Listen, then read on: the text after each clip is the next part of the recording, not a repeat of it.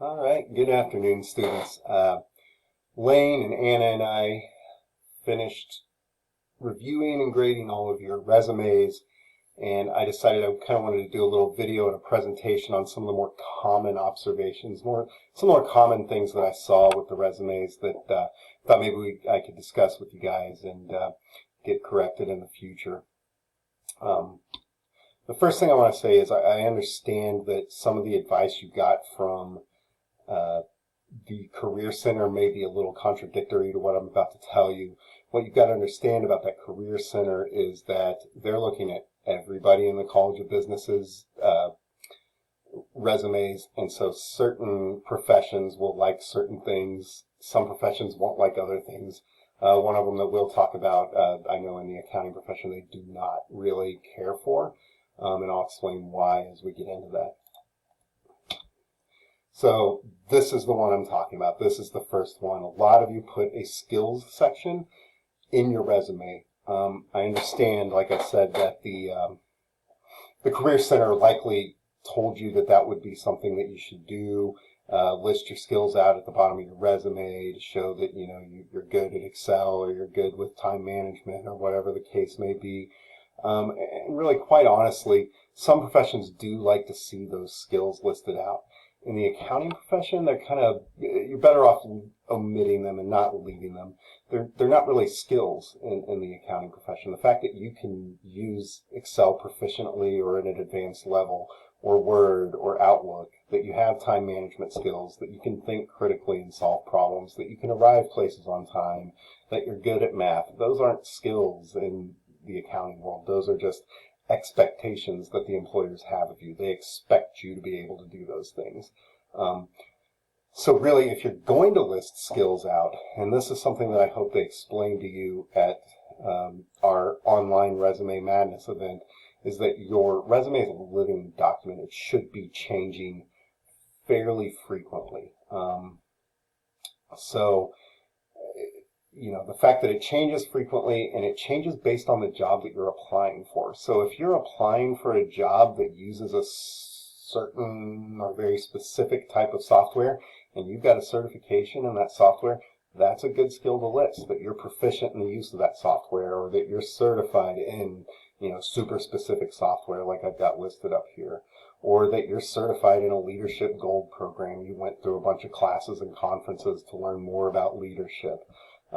Or any kind of certification that's specific to that job. That's the time that you would want to list those skills out. Another one that would be very good, but I would maybe list it at the top of your resume if you're bilingual or multilingual at all. I know that CPA firms love seeing that. So if you are bilingual or multilingual, that would be an example of a skill that you would place on your resume, because that sets you apart from your other competitors. Not everybody's going to be bilingual, but I can guarantee you that everybody has listed on their resume that they're proficient with Excel or Word or Outlook or whatever. So really, the only time you'd want to really dig into your skills would be if it's very, very specific for a specific job that you're looking to get. The next thing is the objective statement. I saw this on several resumes that were turned in as final drafts. I can only assume that the Career Center gave you advice saying that you could put an objective statement and that would eat up some space, to kill some white space on your resume, which I know for a lot of you is a problem because you don't have a ton of professional experience yet, so you're trying to fill that space on your resume. But really, this is the kind of thing that you see in a cover letter. I have only been asked to write cover letters for a resume or an job application a handful of times. It doesn't happen very often. Typically, what you're going to include in a cover letter is going to be covered in the interview. And based on looking at your resume, employers are going to know whether they want to interview you or not. So if an employer does want a cover letter, they're going to ask for that in the job posting, or they'll tell you when you speak with them that, hey, can we get a cover letter? And that's where you would put your objective statement, and they're very, very specific. Each cover letter is going to be different. You're going to write a new cover letter for each job that requires one. But here, kind of like I've got at the top, unfortunately, most objective statements when they're put in a resume is, here's my name, I'm an accounting student at Missouri State. My objective is to get a good job, or a job that lets me do accounting. And the recruiters and the employers are thinking, yeah, we know that's why you're giving us a resume. So I would leave those out in the future. All it does is kill space, and in the future, you're going to be looking for that space. Once you've got more experience, you're going to wish you had that space. So I would just eliminate them. And right now, I would imagine that since you guys aren't applying for actual full-time positions yet, in most cases, because most of these firms that are here recruiting you won't hire you until you've got your bachelor's degree. You're applying for your internships. And the one thing that they're interested in is where you at in your education, because then they know which recruiting cycle to try and hit you on, when they should be recruiting you. So you could get rid of that objective statement and utilize the space a little better by listing out the coursework that you've done in your accounting program so far. They're going to be way more interested in that than they are in you saying, my objective is to get a job. Like, they know that. So this is one we ran into a lot. This is actually kind of a combination of things that we ran into a lot. You have to be careful with your verb tense and the order that you're placing your job experience in. So you want to make sure that your verb tense matches the period in which you did the job. So if you're listing out if you're listing out your experience and what you're doing in your current job, you want to use present tense for your action verbs. So balance, complete, etc. I balance, I balance spreadsheets, I complete journal entries, yada, yada, yada. You want to use present tense for your current job. For your past jobs, you're going to want to use past tense. So balanced, completed, etc. I balanced spreadsheets. I completed journal entries. Those are things you did in the past. If you're using the incorrect verb tense, it can cause some confusion with the employer, especially if you forget to put dates of employment on your resume, which is another thing that we saw quite a bit of. So it can cause confusion, and they can look at it and go, oh, well, they've got a job. We don't need to look at them as an intern, because they're not going to quit a full-time job to intern, or whatever their thought process may be. So making sure that you use the correct verb tense when you're completing your resumes is very, very important. So, like I said here at the top, you've got to think backwards here. You want your current job to be the first one listed, and the first job that you had should be the last one listed when you're going through your job experience. That's just so they can see that it's kind of following you, how you've grown and how you've learned. Plus, they want to see what you're currently doing and what your experience is there. So it's very important that you do that.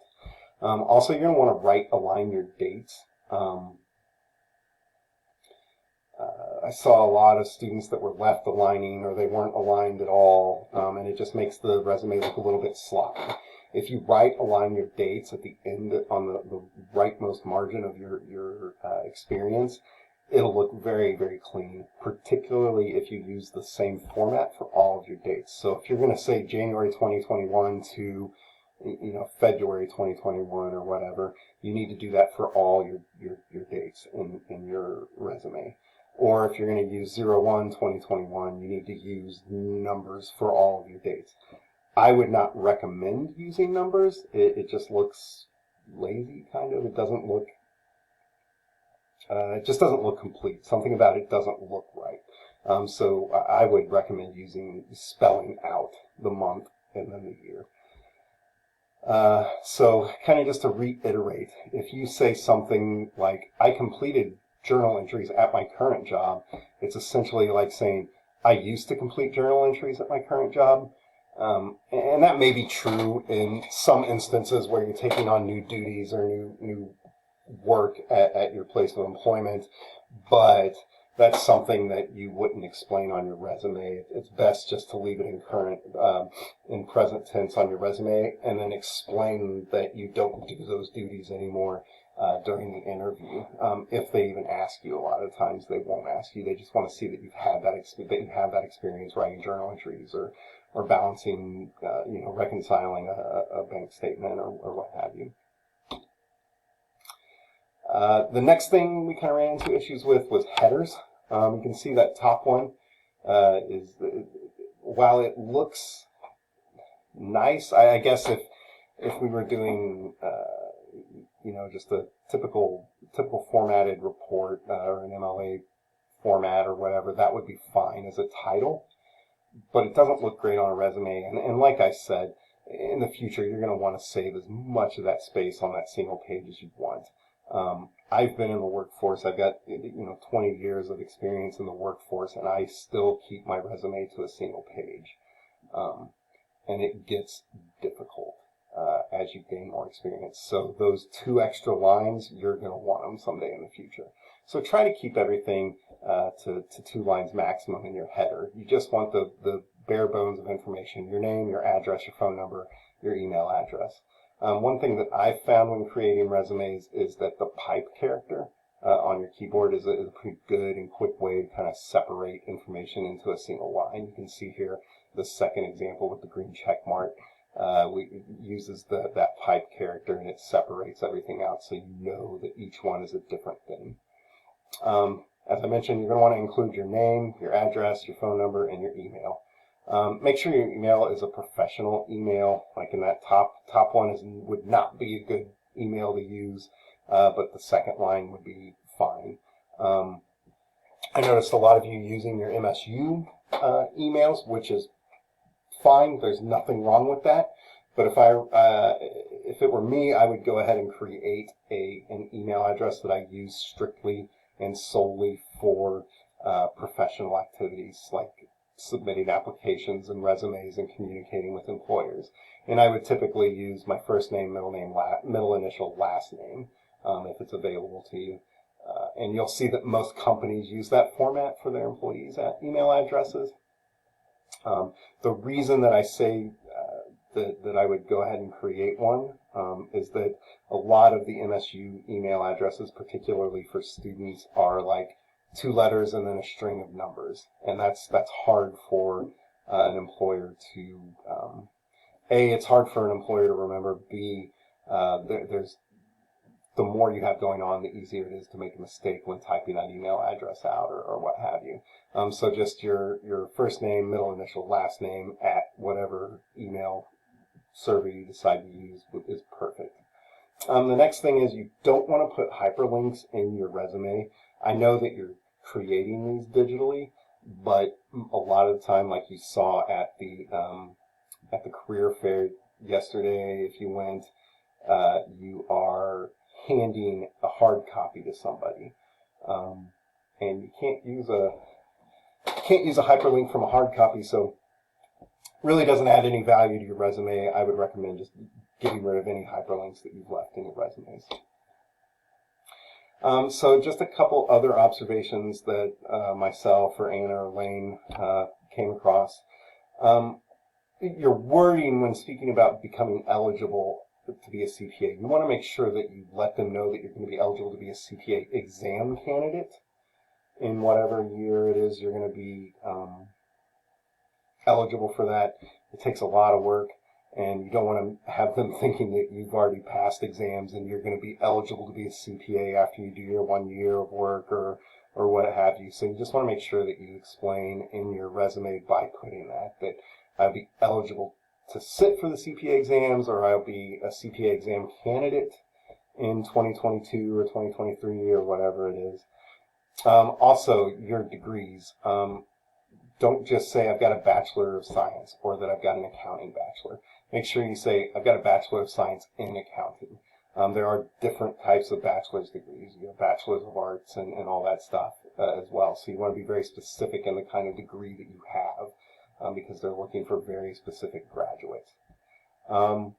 List your expected graduation date. That's always a good idea. They know you don't have your undergrad degree yet, but they do want to know when are you graduating, when are you going to be eligible to sit for the CPA exam, all of those things. So listing your graduation date is an easy way for them to just look at your resume and go, oh, okay, well, we know that he or she will be eligible to sit for the CPA exam in 2 years. So we've got this much amount of time to work with them as an intern and then offer them a full-time position and go through the whole process. I would not recommend listing your GPA if it is not above a 3.0. The sad fact is that this is a very competitive profession that you've chosen to get into, and internships are limited, jobs are limited. Jobs not as much as internships, I'll say that, but the internships are certainly limited. And so when a firm sees that you've got a GPA below a 3.0, they may not consider you as highly as they would another candidate whose GPA was listed at a 3.4 or a 3.3 or whatever the case may be. So if your GPA is not above a 3.0, I wouldn't recommend listing it on your resume. The next thing I would recommend is not putting any artwork on your resume. By that I kind of mean like your initials big and bold in the left-hand corner of your resume, lots of lines or different pieces of graphics on your resume. You don't want those. Really, the pictures on your resume are not what should be impressive or should be eye-catching. It really should be your credentials on your resume and your work experience. So you want to draw attention to those and not the artwork or the graphics that are on your resume. I personally don't even like having a template. Like I wouldn't recommend using a template out of Word or something that you found off of Google to create your resume. I would just start with a blank Word document and create it from there. It takes a lot of work. Resumes are not something that you get done in 20 or 30 minutes and you go, oh, this is great. And if you can, congratulations. I've never been able to do that. They're always something that takes me hours of work, reviewing it myself, sending it to other professionals that are contacts of mine to review, that send it back with critique, making changes, having it critiqued again, making more changes. But I always start with a blank Word document, or I did. Now like I said, it's a living document, so it's just continuing to grow, and we add new things to it constantly. So no artwork. Another thing we saw was tables, listing out like skills or job experience. Don't put tables in your resume. It doesn't look, it just doesn't fit the flow of the resume. It makes the resume feel like there's no cohesiveness to it. It just feels off. Really what these resumes and what these employers are using these resumes for is they pick them up, they look through your experience, and they decide what kind of questions they want to ask you. A, do they want to interview? And B, if they do, what kind of questions do they want to ask you during that interview based on maybe 30 seconds to a minute of looking at your resume. So I wouldn't put tables or anything like that. Just a little piece of advice. If you want to make your resume stand out, one thing that I always did was I would go to Staples and buy a box of resume paper. If you ask them there, they know exactly what you're talking about. It's kind of a heavier stock paper. It's not as heavy as like a cardstock, but it is quite a bit heavier than normal laser print paper that we would use here at the school. And then just give them your USB drive and ask them to punch you X amount of copies of your resume onto that paper. And that is one thing, especially at somewhere like the career fair, where you can get noticed without having to have all that artwork or graphics. It makes your resume stand out, and they may take a longer look at it because they're going through, they feel that the thin paper, and then they feel a heavy stock paper, and they stop and look at it. And it's just, it costs you 15 or 20 bucks, but it's a good way. That 15 or 20 bucks could lead to you getting an internship or a full-time position. So I believe that is all we really had. If you guys have any questions, please don't hesitate to reach out and contact me. You can call my office, you can email me, you can set an appointment over Zoom with me, or if you're here on campus, you can come to office hours. Just use my appointment and set an appointment with me, or let me know what time you'd like to meet. I can make it work. So if you got any questions, please do not please do no, contact me. Please don't hesitate to contact me. I'm here to help you guys. My goal is to see you guys succeed. And the best way I can do that is by answering your questions and helping you guys.